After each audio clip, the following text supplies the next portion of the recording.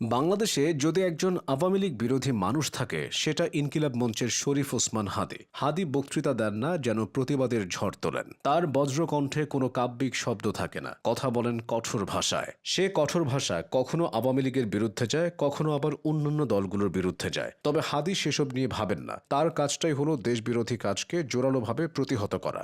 জুলাইয়ের আন্দোলনে সামনে থেকে নেতৃত্ব দেওয়া এই যুবক গণ অভ্যুত্থানের চেতনা টিকিয়ে রাখতে গড়ে তুলেছেন ইনকিলাব মঞ্চ।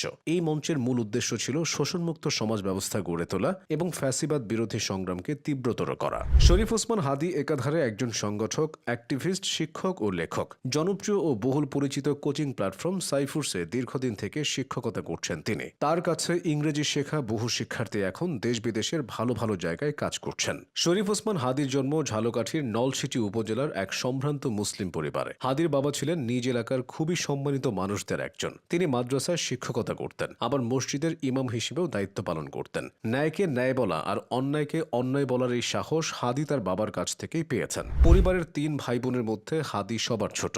শিক্ষা জীবনের শুরুতে তিনি পড়ালেখা করেছেন ঝালকাঠির বিখ্যাত নেসারাবাদ কামিল মাদ্রাসা থেকে। বরিশাল বিভাগে তো বটেই, এটি সারা বাংলাদেশের মধ্যে সবচেয়ে সুনামধন্য মাদ্রাসাগুলোর একটি। পড়ালেখার পাশাপাশি ছোটবেলা থেকেই হাদী লেখালেখি সহ অন্যান্য কাজে বেশ সক্রিয় ছিলেন। ক্লাস 7-8-এ থাকাকালীন তিনি জাতীয় পর্যায়ে বিভিন্ন প্রতিযোগিতায় অংশ নিয়ে একাধিকবার পুরস্কারও পেয়েছিলেন। এইচএসসি শেষ করার পর তিনি ঢাকা বিশ্ববিদ্যালয়ে পড়ার সুযোগ পেয়ে যান। শরীফ ওসমান হাদী পড়ালেখা করেছেন ঢাবির রাষ্ট্রবিজ্ঞান বিভাগ থেকে। তবে শহুরে 8-10টা ছেলেমেয়ের মতো তার ভার্সিটি জীবন অতটা সহজ ছিল না। মাদ্রাসা ব্যাকগ্রাউন্ড থেকে উঠে আসায় বিশ্ববিদ্যালয়ের শুরু থেকেই তাকে নানা কটু কথা শুনতে হয়েছে। লম্বা লম্বা চুল ও মাথায় টুপি থাকার কারণে তার ডিপার্টমেন্টের শিক্ষকরাও তাকে শিবির ও হেফাজত বলে ডাকত। এগুলো তাকে ভীষণ পীড়া দিত, কারণ হাদী কখনো কোনো ছাত্র রাজনীতির সাথে জড়িত ছিলেন না। এছাড়া বিশ্ববিদ্যালয়ের শিক্ষকদের ইসলামী ভাবাদর্শের বিরুদ্ধে বলা কথাগুলো তার কাছে ভালো লাগতো না। কিন্তু নিজের বিশ্বাস আর মতাদর্শ থেকে তিনি সরে আসেননি। বিশ্ববিদ্যালয়ে একাডেমিক পড়াশোনার পাশাপাশি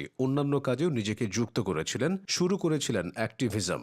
জোরে কথা বলতে পারা ও নেতৃত্ব দেওয়ার দক্ষতার কারণে বাম ডান সব ঘরানার সহপাঠীদের কাছে তার পরিচিতি তৈরি হয়েছিল। তবে আওয়ামী লীগের আমলে ঢাকা বিশ্ববিদ্যালয়ে ছাত্রলীগ ছিল বেশ দাপটে। অন্যদের মতো হাদীকেও ছাত্রলীগের হুমকি ধামকি সহ্য করতে হয়েছে। তারপরও নিজের জায়গা থেকে অন্যায়ের প্রতিবাদে তিনি সোচ্চার থাকতেন। 2024-এ জুলাই আগস্টের আন্দোলন হাদীর সেই প্রতিবাদী রূপকে আরও জাগিয়ে তুলেছিল। তার বাসা রাজধানীর রামপুরায়, আর এই রামপুরা ছিল আন্দোলনের অন্যতম কেন্দ্র। জুলাই আগস্টের দিনগুলোতে হাদী নির্ঘুম রাত কাটিয়েছেন। খাওয়া দাওয়া ভুলে রাস্তায় ছিলেন। চোখের সামনে নিরীহ মানুষদের প্রাণ হারাতে দেখে তিনি হতভম্ব হয়ে গিয়েছিলেন। ভেবেছিলেন এখান থেকে পেছনে যাওয়ার আর সুযোগ নেই। নিজের অন্তঃসত্ত্বা স্ত্রীকে রেখেই আন্দোলনের দিনগুলোতে তিনি সোচ্চার ছিলেন অন্যায়ের বিরুদ্ধে। আর 5ই আগস্ট বিজয়ের পর হাসি মুখে ফিরে গিয়েছিলেন নিজের পিতৃভূমি ঝালকাঠিতে। সেখানে রাতের বেলা দলবল নিয়ে তিনি মন্দির পাহারার কাজ করেছেন। আর সে সময় সিদ্ধান্ত নিয়েছিলেন জুলাইকে বাঁচিয়ে রাখার জন্য ইনকিলাব মঞ্চ প্রতিষ্ঠা করবেন। যে কথা সেই কাজ।